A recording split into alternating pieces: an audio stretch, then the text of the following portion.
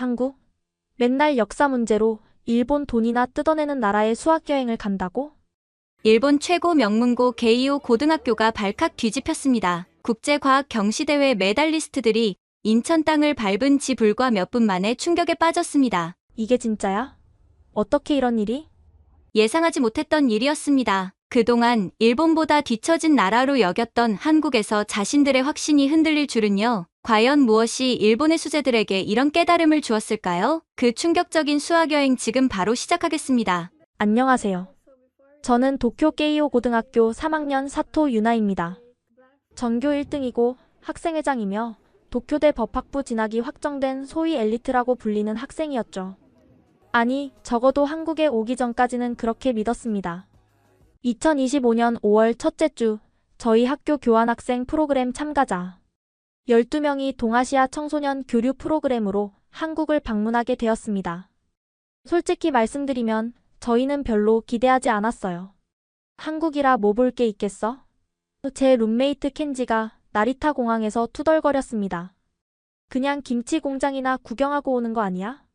같은 반 친구 미카도 코웃음을 쳤죠. 저도 비슷한 생각이었습니다. 일본은 아시아의 선진국이고 한국은 그저 우리를 따라오는 나라. K-팝이나 드라마로 돈 좀 벌고 있지만 진짜 실력은 일본이 훨씬 위라고 생각했거든요. 비행기로 2시간 반. 인천공항에 도착했을 때까지도 저희는 여전히 오만했습니다. 그런데 이게 뭐야? 비행기에서 내려 공항 내부로 들어서는 순간 저는 말문이 막혔습니다. 천장이 하늘처럼 높고 끝이 보이지 않을 정도로 넓은 공간. 거대한 유리창으로 쏟아지는 자연광. 마치 미래 도시에 온 것 같은 느낌이었어요. 유나, 저기 봐. 미카가 손가락으로 가리켰습니다. 거대한 디지털 스크린에서 실시간으로 항공기 정보가 업데이트되고 있었는데 그 규모와 선명도가 도쿄 하네다 공항과는 차원이 달랐습니다. 더 놀라운 건 그 다음이었어요. 입국 심사를 기다리는데 안내 로봇이 다가왔습니다. 그런데 이 로봇이 일본어로 말을 거는 거예요. 안녕하세요. 일본에서 오신 손님들이시군요. 입국 심사는 이쪽으로 가시면 됩니다. 자동 심사대를 이용하시면 5분 이내에 통과 가능합니다. 완벽한 일본어 발음이었습니다. 저희는 서로 얼굴을 마주 봤어요. 로봇이 일본어를 해? 켄지가 믿을 수 없다는 표정이었죠. 자동 입국 심사대에 도착해서 더 충격받았습니다. 얼굴 인식과 지문 인식이 동시에 이루어지는데 정말 30초도 안 걸렸어요. 일본에서는 보통 5분에서 10분은 기다려야 하는데 다음 분 들어오세요. 한국어 안내 음성과 함께 일본어 자막이 완벽하게 표시되었습니다. 수암을 찾는 곳으로 가는 길도 압권이었어요. 움직이는 보도 위의 선이 주변 벽면에서 환영 영상이 재생되기 시작했습니다. 한국의 사계절, 주요 관광지, 전통문화가 마치 우리와 함께 움직이는 것처럼 펼쳐졌어요. 이거 진짜야? 미카가 넋을 잃고 바라봤습니다. 그때였어요. 수화물 벨트 근처에서 한국 학생들이 저희를 기다리고 있었습니다. 그들이 든 환영 플래카드를 보고 저는 다시 한번 충격을 받았죠. 플래카드에는 한국어, 영어, 그리고 완벽한 일본어로 환영 문구가 적혀 있었습니다. 그것도 단순한 번역이 아니라 일본의 정서를 이해한 문구였어요. 게이오 고등학교 여러분, 머나먼 곳에서 오시느라 수고 많으셨습니다. 이 문구는 일본에서 손님을 맞을 때 쓰는 전통적인 인사말이었거든요. 안녕하세요. 저는 서울과학고 3학년 김민준입니다. 리더로 보이는 한국 학생이 다가와 깊게 인사했습니다. 그리고 이어진 말에 저희는 모두 얼어붙었어요. 일본어로 말씀드려도 될까요? 저희 모두 일본어를 구사할 수 있습니다. 그 학생의 일본어는 도쿄 토박이인 저보다 더 정확했습니다. 경어 사용도 완벽했고 발음도 자연스러웠어요. 저는 교환학생으로 오사카에서 1년 살았어요. 일본 친구들을 많이 만났죠. 김민준 학생이 미소 지으며 말했습니다. 다른 한국 학생들도 하나둘씩 자기소개를 했는데 놀랍게도 대부분이 일본어를 할 수 있었습니다. 어떤 학생은 중국어와 영어까지 하더군요. 저희가 짐 운반 도와드릴게요. 한국 학생들이 자연스럽게 저희 짐을 들어주려 했습니다. 일본에서는 상상도 못할 일이었어요. 처음 만난 사람의 짐을 들어주다니. 공항 밖으로 나가는 길, 저는 계속 주변을 둘러봤습니다. 모든 안내 표지판에 한국어, 영어, 중국어, 일본어가 병기되어 있었고 곳곳에 도우미들이 대기하고 있었어요. 인천공항은 12년 연속 세계 최고 공항으로 선정됐어요. 김민준 학생이 자랑스럽게 설명했습니다. 저는 속으로 인정할 수밖에 없었습니다. 나리타나 하네다보다 훨씬 앞서 있다고. 버스 탑승장으로 가면서 마지막 충격을 받았습니다. 공항 직원 한 분이 저희를 보더니 일본어로 말을 거는 거예요. 일본 학생들이시군요. 한국 여행 즐거우시길 바랍니다. 혹시 도움이 필요하시면 언제든 말씀하세요. 나중에 들었는데 인천공항 직원들은 기본적으로 2개국어 이상을 구사한다고 하더군요. 버스에 오르면서 저는 깨달았습니다. 우리가 한국을 너무 우습게 봤다는 것을. 공항 하나만 봐도 이 정도인데 앞으로 일주일 동안 무엇을 더 보게 될까? 켄지가 제 옆에서 속삭였습니다. 유나, 우리가 정말 큰 착각을 하고 있었던 것 같아. 저도 고개를 끄덕일 수밖에 없었습니다. 그리고 창밖으로 보이는 인천대교의 웅장한 모습을 보며 생각했죠. 이제 시작일 뿐인데 벌써 이렇게 압도당하다니. 서울로 향하는 버스 안에서 저희는 계속 놀라움을 감추지 못했습니다. 고속도로 톨게이트를 지나는데 버스가 멈추지 않고 그대로 통과하는 거예요. 하이패스라는 시스템이에요. 모든 차량이 자동으로 요금을 낼 수 있죠. 김민준 학생이 설명했습니다. 일본에도 ETC가 있지만 한국처럼 완전히 보편화되지는 않았거든요. 그런데 더 놀라운 건 그 다음이었습니다. 저기 보이는 전광판 보세요. 민준 학생이 가리켰어요. 고속도로 위 전광판에 실시간 교통정보가 표시되고 있었는데 강남까지 28분, 명동까지 32분 이런 식으로 정확한 도착 예정 시간이 나오는 거예요. 이게 어떻게 가능해요? 미카가 물었습니다. 모든 도로에 센서가 설치되어 있고 빅데이터로 분석해서 예측하는 거예요. 구글맵보다 정확하다고 하더라고요. 서울 시내에 들어서자 더 큰 충격이 기다리고 있었습니다. 거리의 모든 버스 정류장에 디지털 안내판이 있었고 버스 도착 시간이 실시간으로 표시되고 있었어요. 3분 후 도착 정말 3분 만에 올까? 켄지가 의심스럽게 봤지만 정확히 3분 후 버스가 도착했습니다. 숙소인 명동의 호텔에 도착했을 때 프런트 직원이 태블릿을 들고 나왔습니다. 체크인은 여기서 하시면 됩니다. 여권만 스캔하시면 자동으로 처리돼요. 1분도 안 걸려서 체크인이 끝났습니다. 룸키도 플라스틱 카드가 아니라 모바일 키였어요. 핸드폰에 앱을 다운받으시면 됩니다. 엘리베이터도 자동으로 호출되고 해당 층만 누를 수 있게 설정됩니다. 저녁 식사를 위해 식당에 갔는데 또 충격을 받았습니다. 메뉴판이 없었어요. 대신 테이블에 있는 QR코드를 스캔하니 핸드폰에 메뉴가 떴습니다. 일본어로요. 언어 선택이 가능해요? 제가 놀라서 물었습니다. 네, 한국의 대부분 식당이 이런 시스템을 쓰고 있어요. 팬데믹 이후로 완전히 정착됐죠. 한국 학생이 대답했습니다. 주문도 핸드폰으로, 결제도 핸드폰으로. 현금은커녕 카드도 꺼낼 필요가 없었습니다. 다음 날 아침 한국 고등학교를 방문했을 때 진짜 충격이 시작됐습니다. 서울과학 고등학교. 교문에 들어서자마자 학생 한 명이 전자학생증을 찍고 들어가는데 동시에 부모님께 등교 완료 메시지가 간다고 하더군요. 안전관리 시스템이에요. 학부모님들이 안심하시거든요.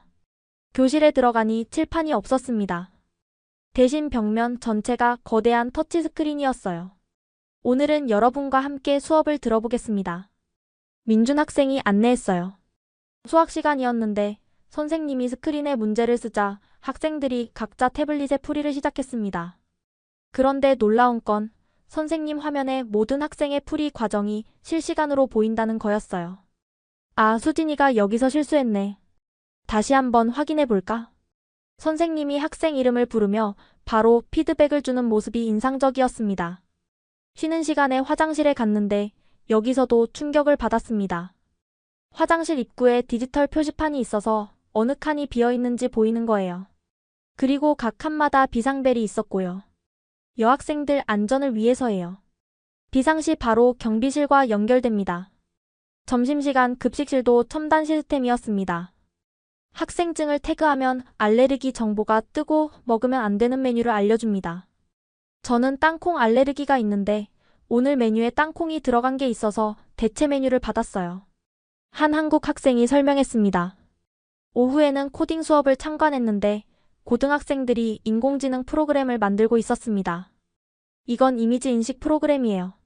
쓰레기를 자동 분류하는 앱을 만들고 있어요. 켄지가 작게 중얼거렸습니다.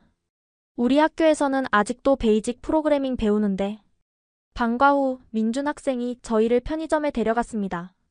한국의 일상을 보여드리고 싶어요. 편의점 문이 자동으로 열리고 입구에서 체온이 측정됐습니다. 물건을 고르고 무인 계산대로 갔는데 바구니를 올려놓으니 자동으로 계산이 됐어요. RFID 태그가 붙어 있어서 자동 인식돼요. 결제는 얼굴 인식으로. 마스크를 쓰고 있어도 인식이 됐습니다. 호텔로 돌아오는 지하철에서도 놀랐습니다. 모든 역사에 스크린도어가 있고 열차 도착 시간이 초 단위로 정확했어요. 와이파이는 당연히 터지고 심지어 충전 포트까지 있었습니다. 그날 밤 저는 일기를 쓰면서 생각했습니다. 일본이 기술 강국이라고 자부했는데 한국은 이미 그 기술을 일상 곳곳에 적용하고 있었다. 우리는 기술을 개발하는 데 그쳤지만 한국은 그것을 모든 사람의 삶을 편리하게 만드는 데 사용하고 있었다. 미카가 제게 말했어요. 유나, 우리 완전히 뒤처진 것 같아. 저는 대답할 수 없었습니다. 부정할 수 없는 현실이었으니까요. 셋째 날 한일 학생 공동 프로젝트가 시작됐습니다. 주제는 아시아의 미래를 위한 청소년 제안. 저는 자신이 있었어요. 토론과 발표는 제 특기였고 전국 토론 대회에서도 여러 번 우승했으니까요. 5명씩 4팀으로 나뉘었고 각 팀에는 한국 학생과 일본 학생이 섞여 있었습니다. 저희 팀의 한국 측 리더는 이서연이라는 여학생이었어요. 먼저 브레인스토밍부터 시작할까요? 서연 학생이 노트북을 열며 말했습니다. 그런데 화면을 보고 깜짝 놀랐어요. 실시간 공동 작업이 가능한 프로그램에 이미 기본 틀이 짜여 있었거든요. 어젯밤에 미리 준비해봤어요. 물론 다 같이 수정하면서 진행하면 돼요. 켄지가 작게 중얼거렸습니다. 벌써 준비를 했다고? 더 놀라운 건 한국 학생들의 지식 범위였습니다. 서연 학생이 말하기 시작했어요. 아시아의 미래를 논하려면 먼저 현재 상황을 정확히 파악해야겠죠. 중국의 1대1로 아세안의 경제통합, 인도의 부상, 그리고 한중일의 역할. 유창하게 설명하는데 구체적인 숫자와 데이터까지 줄줄 외우고 있었습니다. 작년 아세안의 GDP 성장률은 5.3%였고 향후 예상 성장률은 저는 당황했어요. 일본 최고의 명문 고생인 저도 그런 구체적인 수치는 몰랐거든요. 어떻게 그런 걸 다 알아요? 제가 물었습니다. 저희는 1학년 때부터 글로벌 이슈 수업을 들어요. 매주 국제 뉴스를 분석하고 토론하거든요. 다른 한국 학생이 덧붙였습니다. 그리고 저희는 영어 뉴스도 매일 읽어요. BBC, CNN, 블룸버그. 본격적인 토론이 시작됐을 때 저는 더 큰 충격을 받았습니다. 한국 학생들은 단순히 지식만 많은 게 아니었어요.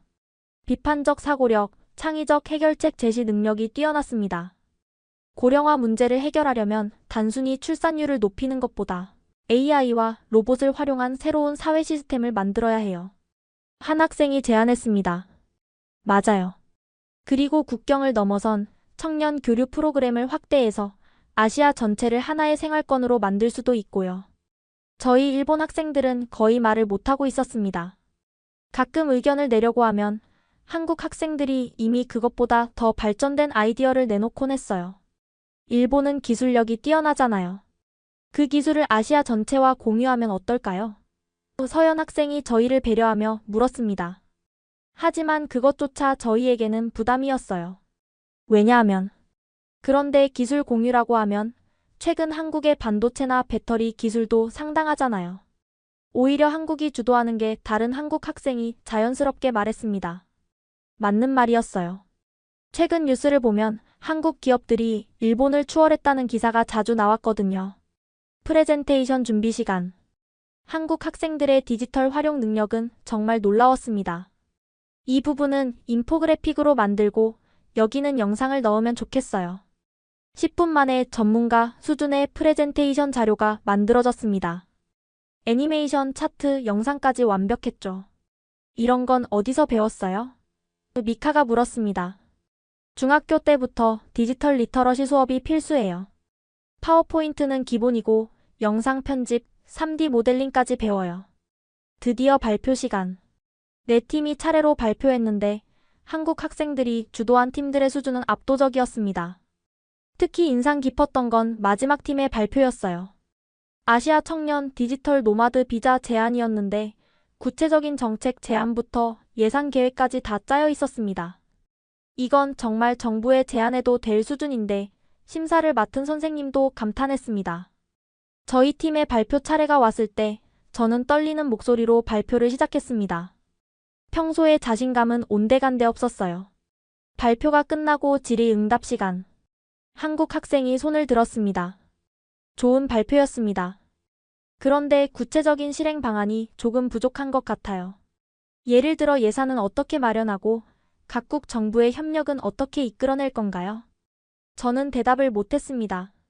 그런 구체적인 부분까지는 생각하지 못했거든요. 점심시간 저는 화장실에서 울었습니다. 처음으로 느끼는 좌절감이었어요. 항상 최고였던 제가 이렇게 무력하다니.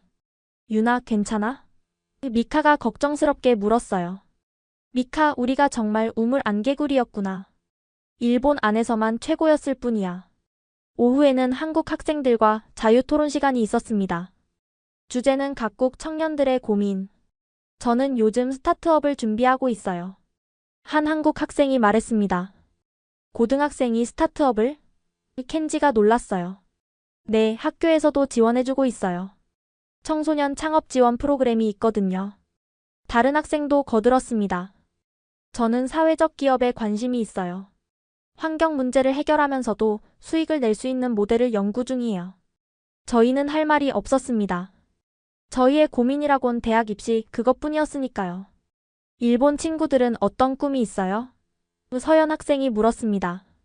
저는 도쿄대 법대에 가서 관료가 되려고요. 제가 대답했습니다. 와, 멋지다. 그럼 어떤 정책을 만들고 싶어요? 또다시 막혔습니다. 그냥 좋은 대학, 좋은 직장. 그것만 생각했지 구체적으로 무엇을 하고 싶은지는 생각해 본 적이 없었어요. 그날 밤 숙소에서 일본 학생들끼리 모였습니다. 우리 정말 한심하다. 켄지가 자조적으로 말했어요. 공부는 열심히 했는데 정작 왜 공부하는지 뭘 하고 싶은지는 모르고 있었어. 미카도 한숨을 쉬었죠. 저는 창밖을 보며 생각했습니다. 불과 사흘 만에 제 자부심은 완전히 무너졌어요. 하지만 이상하게도 속이 시원했습니다. 이제라도 깨달은 게 다행이야. 아직 늦지 않았어. 그리고 결심했습니다. 남은 나흘 동안 정말 많이 배워가겠다고. 마음을 완전히 열고 한국을 제대로 봐야겠다고요. 넷째 날 아침 경복궁으로 향했습니다. 솔직히 별 기대는 없었어요. 일본에도 오래된 궁궐과 신사가 많으니까요. 그런데 광화문 앞에 서는 순간 그 웅장함에 압도됐습니다. 와, 켄지가 감탄사를 뱉었어요. 높이 솟은 물루, 정교한 단청, 그리고 그 뒤로 보이는 북한산의 조화. 교토의 궁궐과는 또 다른 매력이었습니다. 경복궁은 1395년에 지어졌어요. 일본 식민지 시대에 많이 파괴됐지만 지금도 복원 작업이 진행 중이에요. 민준 학생이 설명했습니다. 저는 움찔했어요. 일본인으로서 불편한 역사였으니까요. 하지만 민준 학생은 담담하게 설명을 이어갔습니다. 역사는 역사고 현재는 현재예요. 중요한 건 서로를 이해하고 함께 미래를 만들어가는 거죠. 근정전에 들어섰을 때 한 할아버지가 일본어로 설명을 하고 계셨어요. 문화재 해설사셨는데 일본어가 너무 유창해서 놀랐습니다. 저는 일제강점기 때 일본어를 배웠어요. 그때는 강제였지만 지금은 일본 관광객들에게 우리 문화를 알리는 데 쓰고 있죠. 할아버지의 설명은 단순한 건축 설명이 아니었습니다. 이 기둥 하나하나에도 의미가 있어요. 음양오행 사상이 담겨 있죠. 동아시아 문화권은 이렇게 서로 영향을 주고받으며 발전했어요. 제가 조심스럽게 물었습니다. 일본인들에게 설명하실 때 불편하지 않으세요? 할아버지는 온화하게 웃으셨어요. 왜 불편하겠어요?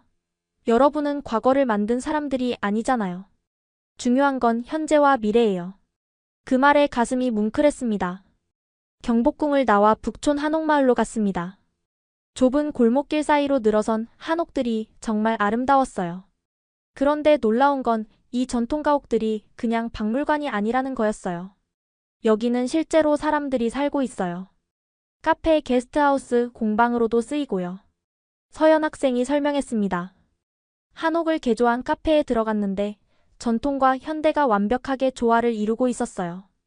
대들보와 한지창은 그대로인데 모던한 가구와 조명이 놀랍도록 잘 어울렸습니다. 한국은 왜 전통 건물을 이렇게 활용하나요? 미카가 물었어요.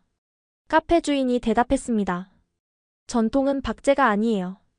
현재의 삶 속에서 숨 쉬어야 진짜 전통이죠.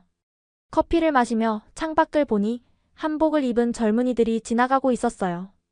요즘 한복 입기가 유행이에요. 전통 한복을 현대적으로 개량해서 일상에서도 입을 수 있게 만들었죠. 오후에는 동대문 디자인 플라자 DDP로 향했습니다. 북촌에서 불과 30분 거리인데 완전히 다른 세계였어요. 우와. 저도 모르게 감탄사가 나왔습니다. 거대한 우주선 같은 건물. 자하 하디드가 설계한 이 건축물은 정말 미래에서 온 것 같았어요. 이게 정말 건물이야? 켄지가 믿을 수 없다는 듯 물었어요. 은색 곡선으로 이뤄진 외관은 각도에 따라 다르게 보였습니다. 건물 자체가 하나의 거대한 예술품이었어요. 내부로 들어가니 더 놀라웠습니다. 기둥이 하나도 없는 거대한 공간, 부드럽게 이어지는 경사로, 그리고 곳곳에 있는 전시 공간들. 여기서는 패션쇼, 전시회, 컨퍼런스 등 다양한 행사가 열려요. 서울 패션위크도 여기서 하고요. 민준 학생이 설명했습니다. 마침 한국 젊은 디자이너들의 전시회가 열리고 있었습니다. 주제는 전통의 미래화. 이건 한지를 이용한 조명이에요. 전통 소재를 현대 디자인에 접목시켰죠. 이 가방은 조각보 기법을 활용했어요. 우리 할머니들이 쓰던 바느질 기법이에요. 젊은 디자이너가 열정적으로 설명하는 모습이 인상적이었습니다. 한국의 젊은이들은 전통을 부끄러워하지 않는 것 같아요. 제가 말했어요. 오히려 자랑스러워해요. K-팝도 국악의 리듬을 현대적으로 재해석한 거고 K-푸드도 전통 음식을 세계화한 거죠. 서연 학생이 대답했습니다. 저녁 무렵 DDP 옥상 정원에 올랐습니다. 한쪽에는 남산타워와 고층 빌딩들이, 다른 쪽에는 동대문과 전통시장이 보였어요. 과거와 현재와 미래가 한 곳에 있네요. 미카가 감탄했습니다. 그때 민준 학생이 의미심장한 말을 했어요. 한국은 급속한 발전을 겪었어요. 불과 50년 만에 최빈국에서 선진국이 됐죠. 그 과정에서 깨달은 게 있어요. 과거를 버리고 미래로 가는 게 아니라 과거를 품고 미래로 가야 한다는 것을요. 해가 질 무렵 DDP 외벽에서 미디어 파사드가 시작됐습니다. 건물 전체가 거대한 스크린이 되어 영상이 펼쳐졌어요. 한글의 자음과 모음이 춤을 추듯 변화하고 청자와 백자의 곡선이 현대적 디자인으로 변신했습니다. 단청의 색채가 디지털 아트가 되고 전통 문양이 미래적 패턴으로 진화했어요. 아름다워 저도 모르게 중얼거렸습니다. 그날 밤 호텔로 돌아오면서 생각했습니다. 일본은 전통을 잘 보존하지만 그것을 신성시하며 손대지 않으려 해요. 반면 한국은 전통을 현재로 끌어와 새롭게 태어나게 합니다. 어느 쪽이 맞는 걸까? 제가 혼잣말처럼 물었어요. 켄지가 대답했습니다. 둘 다 맞는 것 같아. 하지만 한국의 방식이 더 생동감 있는 건 확실해. 저도 동의했습니다. 오늘 본 한국은 과거에 갇혀있지도 과거를 부정하지도 않았어요. 과거와 현재와 미래가 자연스럽게 공존하고 있었습니다. 그리고 그것이 한국의 진짜 힘인 것 같았어요. 5째 날, 판교 테크노밸리 방문이 예정되어 있었습니다. 버스가 강남을 지나 판교로 향하는 동안 창밖 풍경이 점점 바뀌었어요. 고층 빌딩들이 늘어선 모습이 마치 실리콘밸리 같았습니다. 판교는 한국의 IT 중심지예요. 네이버, 카카오, NC소프트 같은 대기업부터 수많은 스타트업까지 모여있죠. 민준 학생이 설명했습니다. 첫 번째로 방문한 곳은 네이버 본사였습니다. 그린 팩토리라고 불리는 건물은 이름처럼 곳곳에 식물이 가득했어요. 직원들의 스트레스를 줄이고 창의성을 높이기 위한 설계래요. 서연 학생이 말했습니다. 로비에 들어서자 거대한 디지털 아트월이 눈에 들어왔습니다. 실시간으로 네이버 검색 트렌드가 시각화되어 나타나고 있었어요. 지금 이 순간 한국 사람들이 가장 많이 검색하는 단어들이에요. 네이버 직원분이 저희를 안내해 주셨는데 놀랍게도 일본어가 유창하셨어요. 저희 회사는 글로벌 진출을 준비하고 있어서 직원들도 다양한 언어를 구사해요.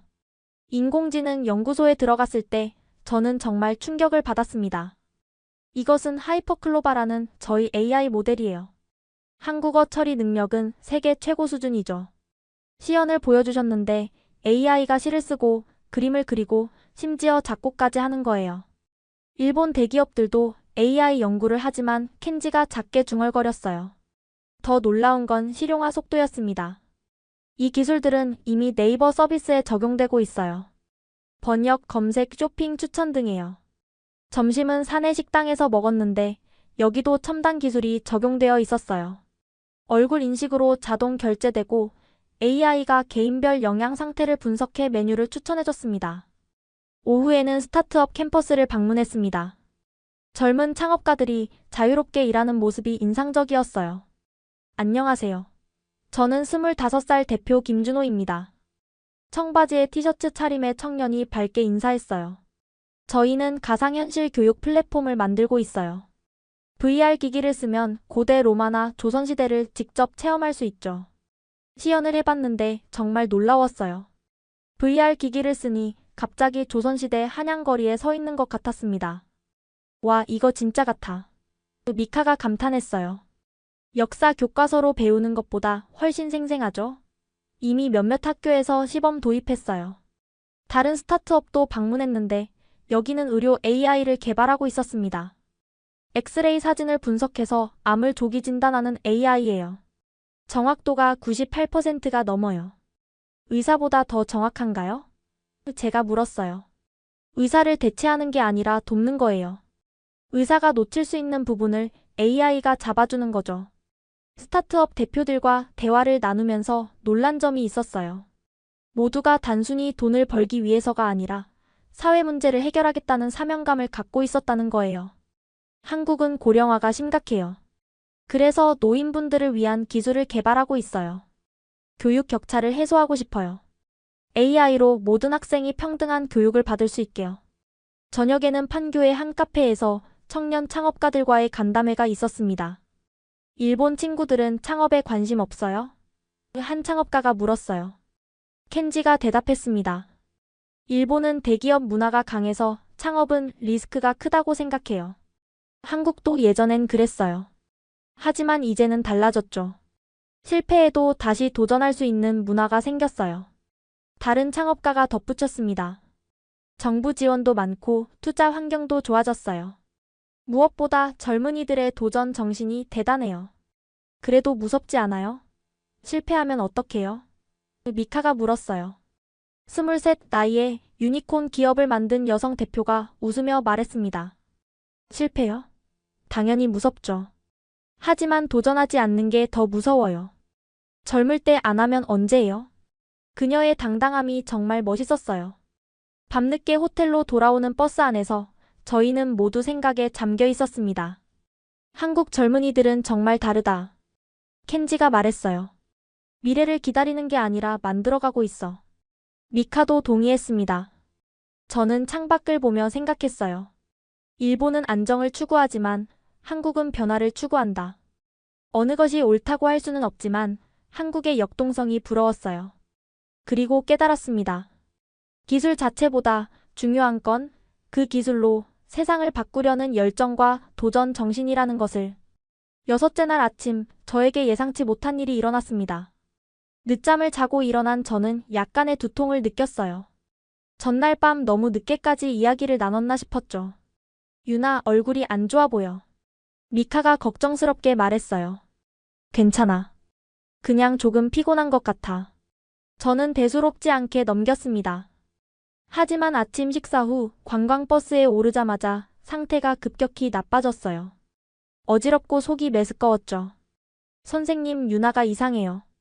켄지가 급하게 인솔 선생님을 불렀습니다. 버스가 급히 정차했고 민준 학생이 재빨리 다가왔어요. 괜찮아요? 어디가 불편해요? 저는 겨우 고개를 저었어요. 말을 하기도 힘들었거든요. 병원에 가야겠어요. 서연이가 단호하게 말했습니다. 그때부터 한국 학생들의 놀라운 팀워크가 시작됐어요. 누군가는 가장 가까운 병원을 검색하고 누군가는 택시를 불렀습니다. 그리고 민준이는 병원에 미리 전화를 걸어 상황을 설명했어요. 일본 학생이 갑자기 아파서요. 지금 바로 갈게요. 병원에 도착하니 이미 의료진이 대기하고 있었습니다. 외국인 환자 접수 도와드릴게요. 간호사가 영어와 일본어로 안내했어요. 진료를 받은 결과 급성 장염이었습니다. 아마 환경 변화와 피로가 겹쳐서 생긴 것 같다고 하더군요. 입원할 정도는 아니지만 오늘은 푹 쉬어야 해요. 의사 선생님이 친절하게 설명해 주셨어요.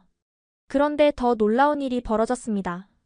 한국 학생들이 자발적으로 역할을 나눠 저를 돌봐주기 시작한 거예요. 저는 약국에서 약 타올게요. 저는 호텔에 가서 유나 물건 가져올게요. 저는 여기 남아서 같이 있을게요. 서연이는 병원 대기실에서 계속 제 옆을 지켰어요. 혼자 아프면 더 무서울 것 같아서. 걱정하지 마, 다 괜찮을 거야. 오후가 되자 한국 학생들이 하나둘씩 병원으로 모였어요. 각자 뭔가를 들고 왔더라고요. 이거 죽이에요. 아플 때는 따뜻한 게 좋대요. 스포츠 음료 사왔어요. 탈수 조심해야 한대요. 일본 책 가져왔어요. 심심할까봐. 저는 눈물이 날 것 같았어요. 타국에서, 그것도 며칠 전에 만난 친구들이 이렇게까지 챙겨주다니. 정말 고마워. 이렇게까지 안 해도 되는데. 민준이가 환하게 웃었어요. 뭔 소리야. 친구가 아프면 당연히 도와야지. 저녁이 되어 호텔로 돌아왔을 때 또 한 번 감동했어요. 제 방에는 한국 학생들이 준비한 것들이 가득했거든요. 혹시 필요할까 봐 준비했어요. 체온계, 물티슈, 이온 음료, 그리고 손편지까지. 유나야, 빨리 나. 내일은 꼭 같이 구경하자. 그날 밤 서연이가 제 방에 찾아왔어요. 혹시 밤에 또 아프면 연락해. 바로 옆방에 있을게. 서연아, 정말 고마워. 한국 친구들 모두에게 어떻게 감사를 표현해야 할지. 서연이가 미소 지으며 말했어요. 한국에는 정이라는 게 있어. 마음으로 서로를 아끼는 거야. 유나도 이제 우리한테는 정이 든 친구야. 다음 날 아침, 몸이 많이 좋아진 저는 다시 일정에 합류할 수 있었어요. 한국 학생들이 모두 반갑게 맞아주었죠. 유나, 괜찮아졌어? 오늘은 무리하지 마. 뭐 필요한 거 있으면 말해. 그날의 일정은 특별히 저를 배려해서 가벼운 것들로 바뀌어 있었어요. 원래는 등산 일정이었는데 유나 때문에 바꿨어. 민준이가 귓속말로 알려줬어요. 저는 또다시 울컥했습니다. 이런 배려와 따뜻함이라니. 점심 식사 때 서연이가 특별히 준비한 도시락을 건넸어요. 일본 음식이 그리울까 봐 준비했어. 김밥이지만 일본 스타일로 만들어봤어. 정말로 일본식 재료가 들어간 특별한 김밥이었어요. 오후에는 한강공원에서 피크닉을 했습니다. 한국 학생들과 일본 학생들이 섞여 앉아 이야기를 나눴죠. 유나가 아파서 오히려 우리가 더 가까워진 것 같아. 한국 학생 하나가 말했어요. 맞아. 어려울 때 서로 도우면서 진짜 친구가 되는 거야. 다른 학생이 맞장구 쳤죠. 켄지가 진지하게 말했어요. 한국의 정문화 정말 대단한 것 같아. 일본에서는 이런 거 잘 못 봤거든. 일본에도 오모테나시가 있잖아요. 서연이가 말했어요. 그건 좀 달라. 오모테나시는 예의고 매너인데 정은 마음에서 우러나오는 것 같아. 미카가 설명했어요. 해질 무렵 저는 한국 친구들에게 감사 인사를 했어요. 어제 정말 고마웠어. 평생 잊지 못할 것 같아. 에이, 별거 아니야. 우리가 일본 가서 아프면 유나도 도와줄 거지? 당연하지. 그날 밤 저는 일기에 썼어요. 오늘 나는 한국의 진짜 매력을 느꼈다. 화려한 기술이나 발전된 도시보다 더 인상적인 건 사람들의 따뜻한 마음이었다. 정. 이 한 글자에 담긴 깊은 의미를 이제야 조금 알 것 같다. 한국 친구들아, 정말 고마워. 마지막 날 특별한 일정이 준비되어 있었습니다. 한류 콘텐츠의 제작 현장을 직접 볼 수 있는 기회였어요. 오늘은 한국 문화산업의 뒷면을 보여드릴게요. 민준이가 안내했어요. 첫 번째로 방문한 곳은 드라마 제작 스튜디오였습니다. 마침 인기 드라마 촬영이 한창이었어요. 와, 실제로 보니까 규모가 어마어마하네. 켄지가 감탄했어요. 세트장의 디테일이 놀라웠어요. 조선시대 궁궐을 재현한 세트는 진짜보다 더 진짜 같았죠. 한국 드라마가 세계적으로 인기 있는 이유를 알겠어. 미카가 말했어요. 제작진분이 설명해 주셨어요. 한국 콘텐츠의 강점은 보편적 정서를 다룬다는 거예요. 가족의 우정, 사랑 이런 건 전 세계 공통이잖아요. 다음은 하이브 본사 방문이었습니다. 방탄소년단의 소속사죠. 건물에 들어서자마자 압도당했어요. 벽면 가득한 상장들, 세계 투어 포스터들. 방탄소년단이 빌보드 1위를 하고 유엔에서 연설하고 정말 대단해요. 제가 말했어요. K-팝은 단순한 음악이 아니에요. 문화운동이죠. 하이브 직원분이 설명했어요. 연습실을 구경했는데 연습생들의 열정이 대단했어요. 하루에 몇 시간씩 연습해요? 켄지가 물었어요. 평균 10시간 이상이요. 춤, 노래, 외국어 공부까지 해야 하거든요. 외국어도요? 글로벌 활동을 위해서는 필수예요. 영어는 기본이고 일본어, 중국어도 배워요. 더 놀라운 건 시스템이었어요. 단순히 가수를 키우는 게 아니라 종합 엔터테이너를 만들고 있었죠. 점심은 강남의 한 카페에서 문화평론가와 함께 했어요. 한류의 성공 비결이 뭘까요? 제가 물었어요. 한국은 작은 시장이에요. 처음부터 세계를 목표로 했죠. 그리고 빨리빨리 문화가 장점이 됐어요. 빨리빨리가 장점이요? 미카가 의아해했어요. 트렌드를 빠르게 캐치하고 바로 콘텐츠로 만들어요. 넷플릭스 오징어 게임도 그렇게 탄생했죠. 오후에는 CJ ENM을 방문했어요. 한국 최대 콘텐츠 기업 중 하나죠. 여기서 뮤직뱅크, M 카운트다운 같은 음악 프로그램을 만들어요. 방송 스튜디오를 둘러봤는데 최첨단 장비들이 가득했어요. 이 정도 시설이면 할리우드랑 비교해도 켄지가 놀랐어요. 실제로 할리우드에서도 한국에 와서 촬영하는 경우가 늘고 있어요. 가장 인상 깊었던 건 콘텐츠 기획실이었어요. 젊은 기획자들이 자유롭게 아이디어를 나누고 있었죠. 저희는 실패를 두려워하지 않아요. 10개 중 하나만 성공해도 되거든요. 그럼 나머지 9개는? 제가 물었어요. 경험이 되죠. 다음 작품을 위한 자산이 돼요. 저녁에는 특별한 경험이 기다리고 있었어요. 작은 공연장에서 인디밴드들의 공연을 봤거든요. 이게 진짜 한국 음악씬이에요. K-팝만이 전부가 아니죠. 서연이가 설명했어요. 록, 재즈, 일렉트로닉 다양한 장르의 음악이 펼쳐졌어요. 일본 음악에서 영향받았다는 밴드도 있어요. 민준이가 귀띔했어요. 정말 그랬어요. 한 밴드가 일본 시티팝 스타일의 곡을 연주했는데 거기에 한국적 정서를 더한 게 신선했어요. 공연이 끝나고 뮤지션들과 대화할 기회가 있었어요. 음악에는 국경이 없어요. 좋은 건 서로 배우고 섞으면 더 좋아지죠. 일본 음악도 많이 듣나요? 미카가 물었어요. 당연하죠. 특히 90년대 J-팝은 정말 대단했어요. 저희도 많이 배웠죠. 마지막 밤이라 아쉬웠지만 정말 뜻깊은 시간이었어요. 호텔로 돌아오면서 생각했어요. 한국의 문화 파워는 단순히 돈을 벌기 위한 산업이 아니었어요. 세계와 소통하려는 열망, 자신들의 이야기를 전하려는 진정성이 있었죠. 일본도 멋진 문화가 많은데 켄지가 아쉬워했어요. 일본 문화도 세계적으로 사랑받고 있어요. 애니메이션, 만화, 게임 민준이가 위로했어요. 맞아.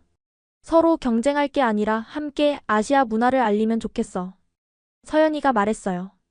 그날 밤 저는 깨달았어요. 문화의 힘은 총이나 돈보다 강하다는 걸. 그리고 한국은 그 힘을 제대로 활용하고 있다는 걸. 그리고 우리 세대가 함께 한다면 아시아 문화가 세계를 더 아름답게 만들 수 있을 거라는 희망도 생겼어요. 드디어 떠나는 날 아침이 밝았습니다. 일주일이 이렇게 빨리 지나갈 줄은 몰랐어요. 호텔 로비에서 짐을 정리하는데 한국 학생들이 하나둘씩 모이기 시작했어요. 벌써 가는 거야? 서연이가 아쉬워했어요. 시간이 정말 빨리 갔어. 미카도 눈시울이 붉어졌어요. 인천공항으로 가는 버스 안 모두가 조용했어요. 각자 일주일의 기억을 되새기고 있었죠. 유나야, 이거.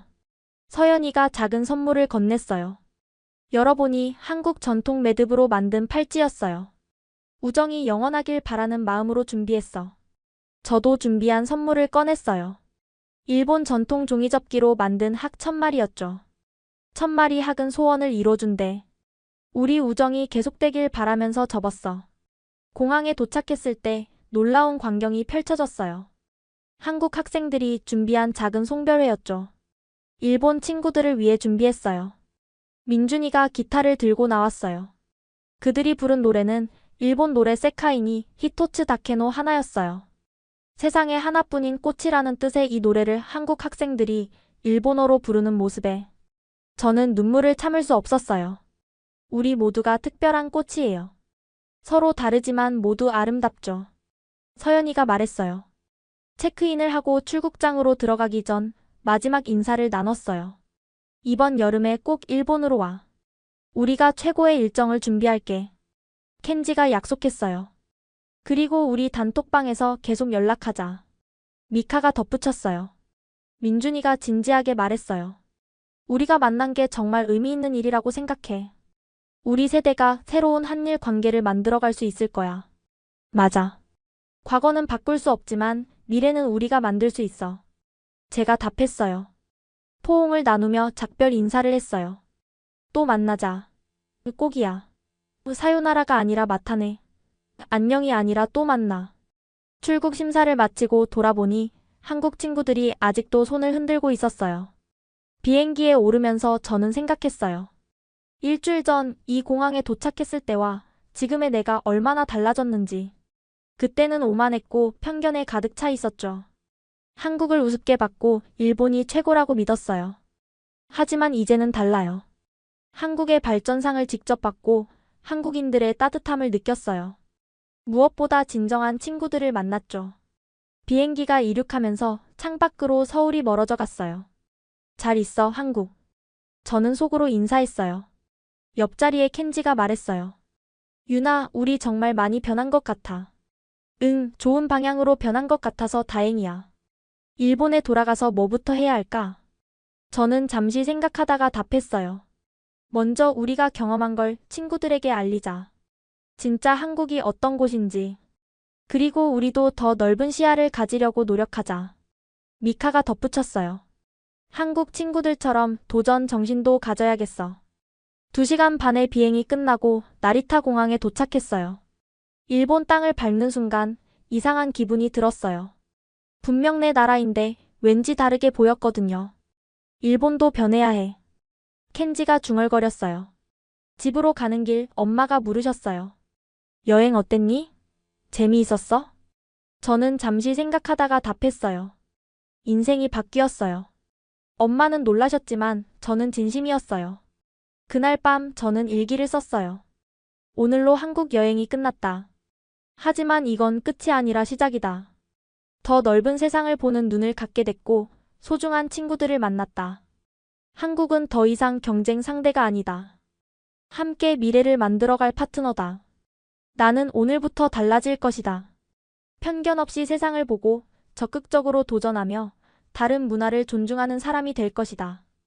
그리고 언젠가는 한국 친구들과 함께 아시아를, 나아가 세계를 더 좋은 곳으로 만들고 싶다. 고마워 한국. 고마워 친구들. 우리의 우정과 꿈이 영원하기를.